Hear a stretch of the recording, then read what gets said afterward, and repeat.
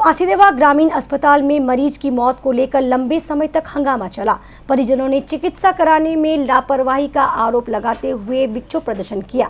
तनाव बढ़ने पर फांसीदेवा थाने की पुलिस घटनास्थल पर पहुंचकर मामले को नियंत्रित किया। फांसीदेवा ग्रामीण अस्पताल में कालू जोत के रहने वाले मोहम्मद तमीजुद्दीन को अस्वस्थ रहने के चलते भर्ती किया गया था। गुरुवार सुबह में उनकी मौत हो गई। उनके परिजनों ने आरोप लगाया कि पिछले 2 दिनों से उन्हें ऐसे ही रखा गया था। उनकी चिकित्सा नहीं करने के चलते ही मौत हो गई। इस घटना के बाद उनके परिजनों ने अस्पताल परिसर में जमकर हंगामा किया। बाद में फांसीदेवा थाना की पुलिस आकर मामले को नियंत्रित किया। इसे लेकर BMOH शाहीनुर इस्लाम ने बताया, मरीज को बचाने का पूरा प्रयास किया गया। चिकित्सा करने में किसी तरह की लापरवाही नहीं हुई है।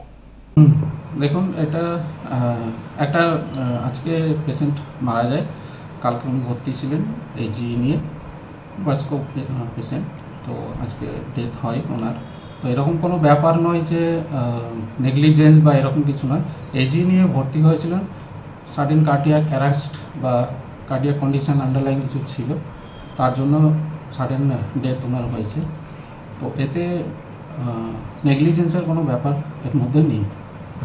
আর ডাক্তারবাবু তো খুবই সিনসিয়ার আমাদের, ওনার সম্বন্ধে মানে খুব কম বললেই হয়, যথেষ্ট সিনসিয়ারলি উনি ডিউটি করেন।